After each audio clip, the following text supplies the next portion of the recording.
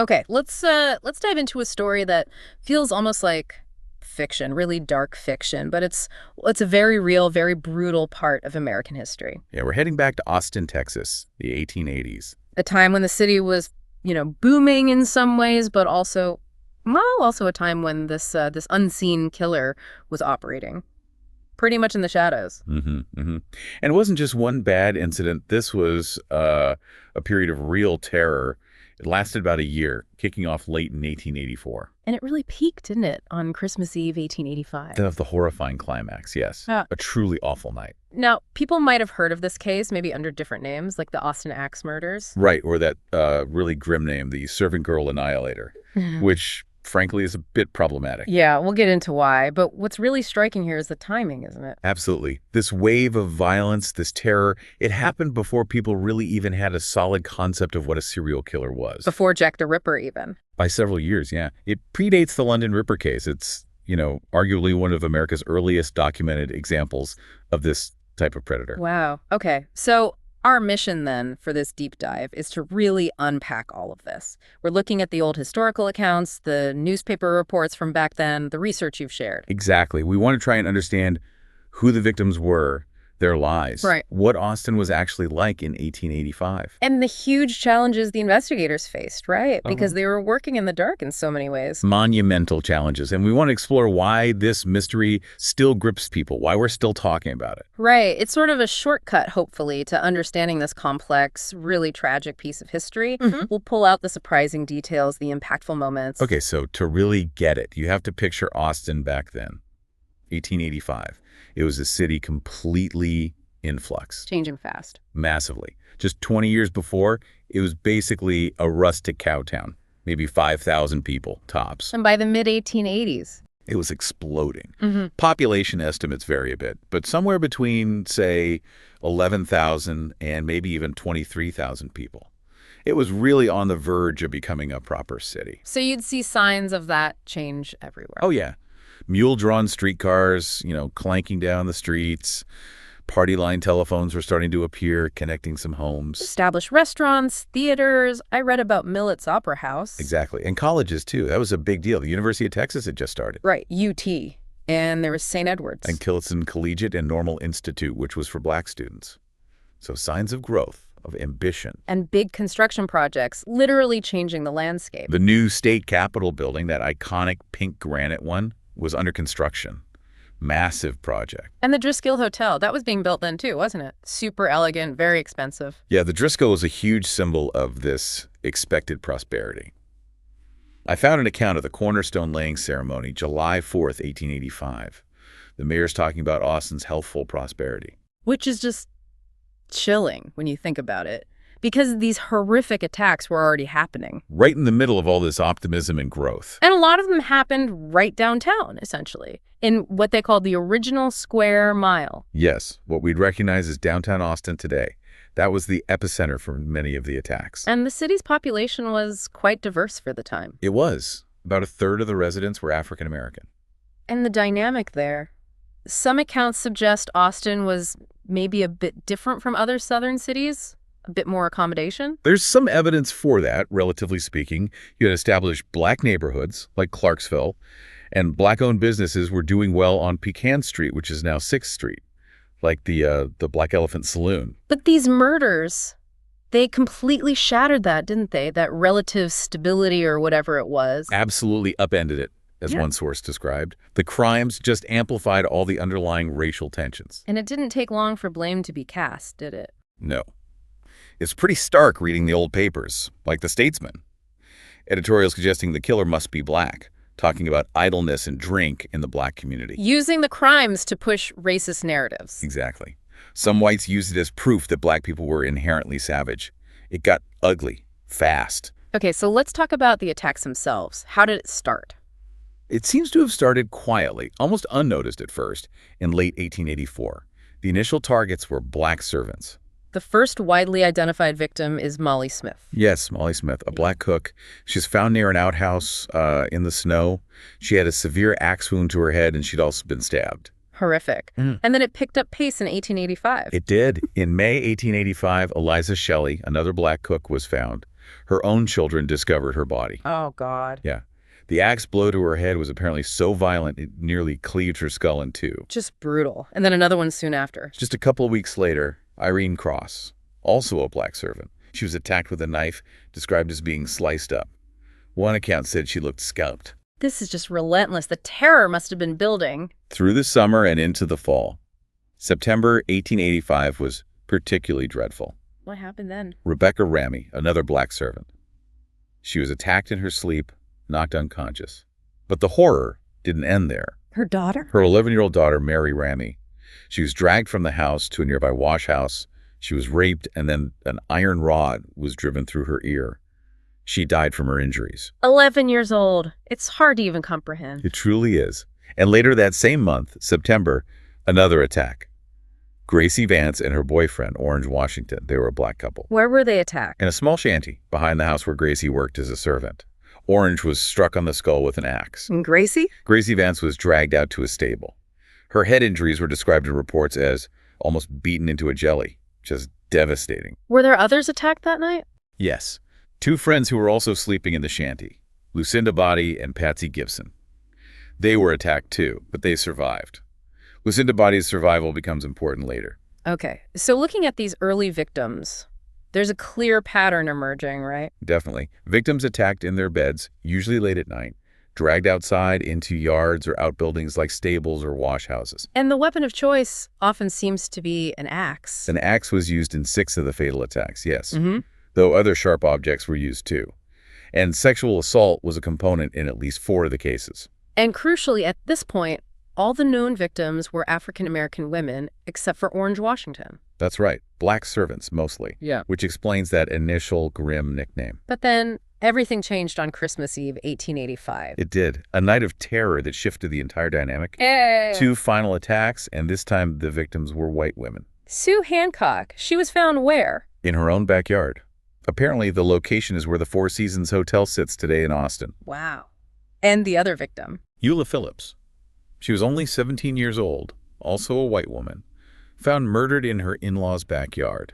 And that location is also now a landmark. Yes, it's where the Austin Central Library stands now. Her husband, Jimmy Phillips, was also attacked that night in the same incident, but he survived his injuries. So by the end of this reign of terror, what was the final count? 8 people confirmed dead. 7 women, Molly Smith, Eliza Shelley, Irene Cross, Mary Ramey, Gracie Vance, Sue Hancock, Eula Phillips, and 1 man, Orange Washington. Plus the survivors like Lucinda Body, Patsy Gibson, Jimmy Phillips, and others injured along the way. And numerous others injured, yes. It was a devastating toll on the city. And that name, Servant Girl Annihilator, you mentioned it was problematic. It really became cemented by the writer O. Henry. William Sidney Porter. Yeah, O. Henry. He lived in Austin around that time and helped popularize the name. But as we see with Sue Hancock and Eula Phillips, it wasn't just servant girls by the end. Right. It became broader, more terrifyingly random, perhaps? It definitely broadened the fear across the entire city, across racial lines, in a way it hadn't before. Okay, so let's shift to the investigation, or maybe the lack thereof initially. What were the police dealing with? Well, you have to remember the context. 1880s law enforcement. Yeah. The very idea of a serial killer, someone who kills repeatedly over time, often with a pattern that just wasn't really understood. No profiling, no FBI database. Nothing like that. Yeah. And absolutely no modern forensics. Fingerprinting wasn't used yet. Blood typing, no. Yeah. Crime scenes weren't systematically processed or studied for psychological clues. So they were really flying blind in many ways. And the police force itself wasn't exactly equipped for this, was it? Not at all. It was tiny. Maybe 12 to 15 men for the whole city initially. That's incredibly small for a city facing this kind of crisis. And contemporary accounts suggest they weren't particularly effective either. There were accusations they spent too much time in Guytown. Which was Austin's red light district. Essentially, yeah. And allegations of corruption swirled around them. The chief at the start, Grooms Lee, was described as pretty lackadaisical. Didn't they try to impeach him?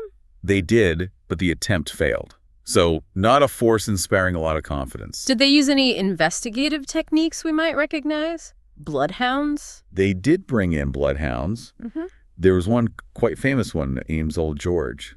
But even that caused friction. How so? Well, some in the black community were deeply suspicious of them, reportedly called them nigger hounds. believing they were trained to specifically target Black people. That was the fear, yes. There were even stories about people using folk remedies, things like asafoetida, these strong-smelling substances, to try and throw the dogs off the scent if they came near. Wow, that speaks volumes about the level of distrust. So did things change as the murders kept happening? Did the city react? Oh, absolutely. Panic was setting in. Yeah. The city leadership realized the local force was just completely overwhelmed. So they brought in outside help? Yes. The mayor hired private detectives from Houston, Pinkertons, possibly, or similar agencies. And they boosted the local force? Significantly. The force was increased to about 50 men. And they brought in a new chief, James Lucy, who had a tougher reputation. He was a former Texas Ranger. So a much heavier police presence on the streets. Definitely. Austin basically turned into, well, some described it as almost a police state for a while. What did that look like? Officers were stopping strangers, demanding to know who they were, what they were doing.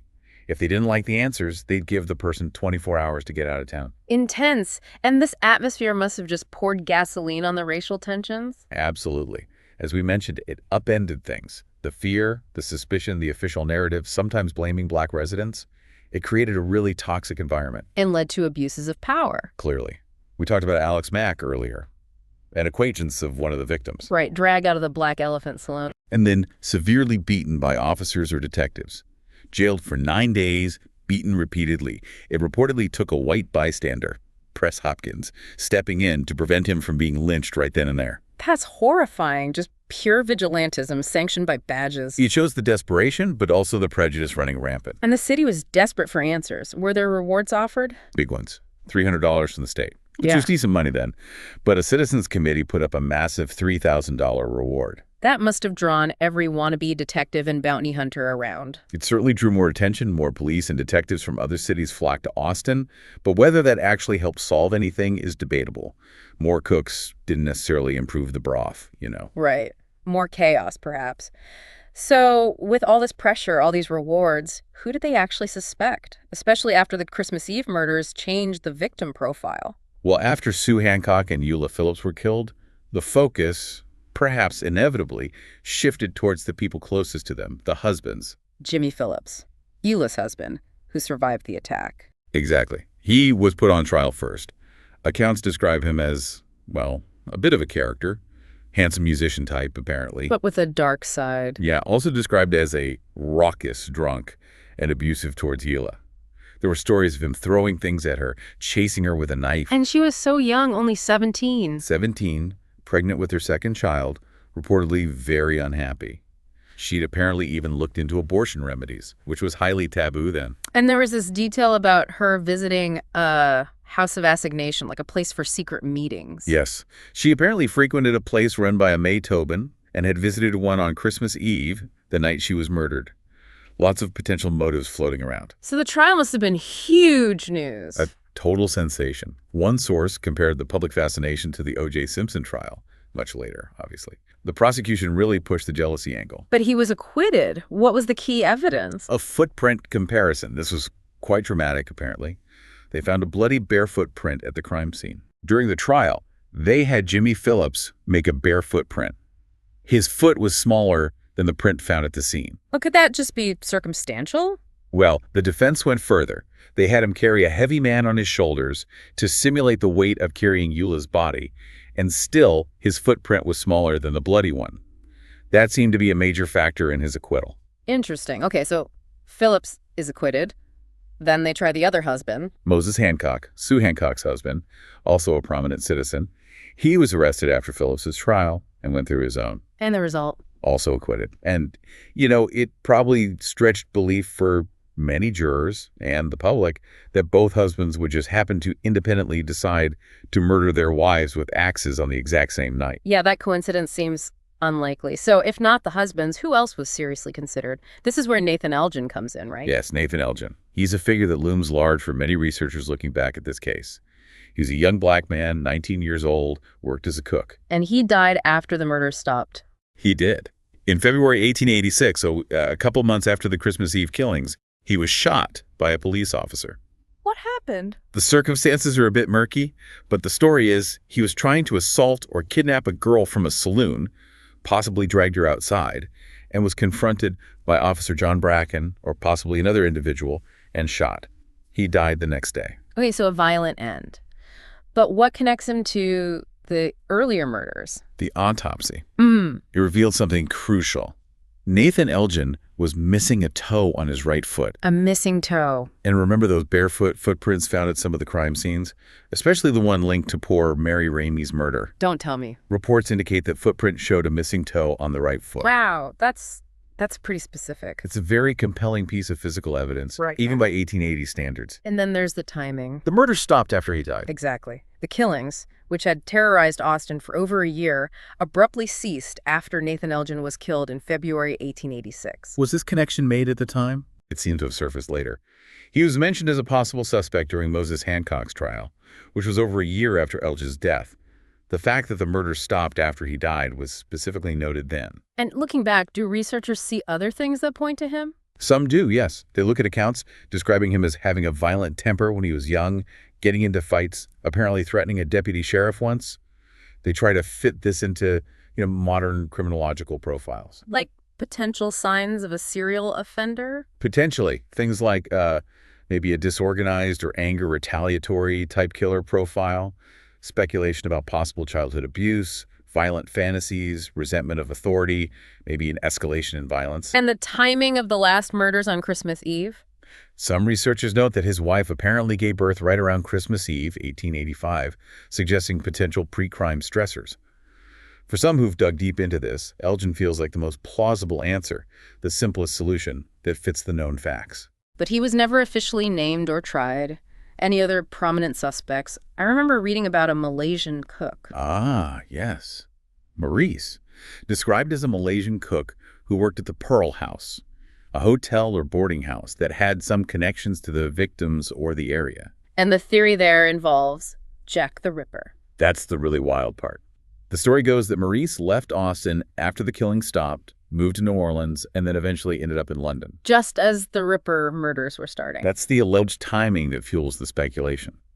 However, it's really important to stress, most serious researchers consider this link extremely tenuous, likely based on sensationalist reporting or later embellishments. So probably not Jack the Ripper. Highly unlikely. There's even a mention in one older source, purely for context to that specific theory, associating the concept of running amok with Malaysian culture at the time, which shows the kind of cultural stereotypes that could fuel such speculation back then. Right, okay, so Elgin seems like a strong possibility, Maurice maybe less so.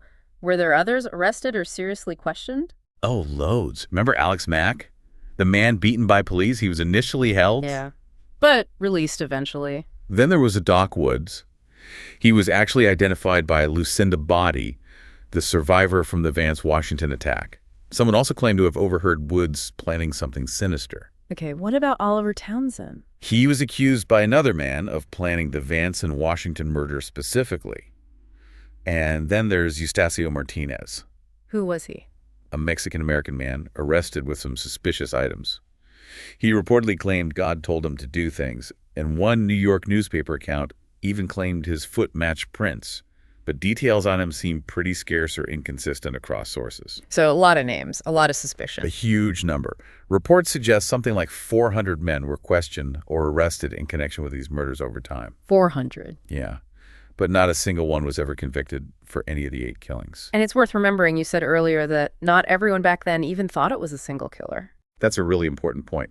Contemporary opinions, reflected in some news reports, definitely consider the possibility that these were separate crimes, motivated by individual, lust, jealousy, or hatred, as one paper put it, not the work of some single monomaniac, because again, the concept of a serial killer wasn't really formed. So after all that investigation, the trials, the suspects, the theories... The Austin Servant Girl murders, the Austin Axe murders, whatever name you use, they remain officially unsolved to this very day. And that's surely a big part of why they still fascinate us, right? Absolutely. It's the sheer brutality, for one. The fact that it appears to be one of the earliest American cases of what we now call serial killing. And the complete failure of the system, in a way. The inability of law enforcement back then to catch whoever did this. That too. And just the deep unanswered questions. Who was it? Why did they stop? It leaves so much room for speculation. It's interesting you mentioned some sources draw a parallel between Austin then and Austin now.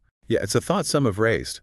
Austin in 1885, gripped by this unknown terror during a period of really rapid growth and change. And then modern Austin, also experiencing explosive growth and maybe its own sense of uncertainty about the future. Sort of historical echo. And the physical reminders are still there, aren't they? You mentioned Oakwood Cemetery. Yes, Oakwood Cemetery is a powerful connection to that time. You can go there today, and the layout still reflects the segregation of the 1880s. White victims in one section, black victims in another. Generally, yes. The white victims tend to be buried in the older section, Old Green, up on the hill. The black victims are mostly in the area designated Colored Green, down at the bottom. And the grave markers, or lack thereof. It's quite striking. Many of the black victims, like Molly Smith, Eliza Shelley, Irene Cross, Gracie Vance, Orange Washington, they lie in unmarked graves. Mary Ramey, the little girl, has a small headstone, but it's cracked, weathered, barely legible. Even Sue Hancock's headstone was stolen at some point, wasn't it? Yes, that's right. It adds another layer of disrespect, almost. But there's a poignant observation a researcher named Jeanine Plumer made What's that? about how these victims, separated in life by race and circumstance, maybe even buried in different sections because of segregation, in death, they're still joined together in that same space, visible to each other across the cemetery grounds. That's quite a thought. Gives you chills. It does. And incredibly, the story might not even be completely finished. There were some new documents found recently. That's right. Just a few years ago, the Travis County archivist, Christy Koslow, discovered a box of old documents in a warehouse, potentially related to the case, offering possible new clues after more than 130 years. Have they revealed anything major? They've been put on public display, which is fascinating. It shows that historians and archivists are still literally piecing together this case, finding fragments of the past. Whether it leads to a definitive answer, who knows? But solving it with, say, DNA now would be impossible, wouldn't it? Extremely unlikely. The passage of time is just too great. And the way evidence was handled back then, well, it wasn't preserved with modern forensics in mind. It's a cold case in the truest sense of the word. So the mystery just endures. Why do you think that is? Why this case specifically? Well, maybe it's because it is unsolved. It's far enough back that the horror feels historical, allowing for speculation, unlike maybe more recent clear-cut crimes. It's not just another forgotten 19th century murder. No, it was a major event, a prolonged period of terror that deeply scarred the city. It's a dark but significant part of Austin's history, kept alive in places like Oakwood Cemetery, which itself feels remarkably unchanged in part since the 1880s. So as we wrap up, maybe the final thought for you, the listener, is to really consider those victims again. Yeah, think about Molly, Eliza, Irene, Rebecca, Mary, Gracie, Orange, Sue, Eula. Their lives cut short in such brutal ways. The sheer terror they and the entire city must have felt. All at the hands of someone unknown who just vanished, appeared, wreaked havoc, and disappeared. What does it tell us, maybe? That some historical mysteries like this just remain stubbornly unsolved, despite all the investigation back then and all the fascination since. Does it say something about the limits of justice, perhaps? Or maybe something unsettling about the nature of hidden evil, how it can erupt and then just fade back into the shadows?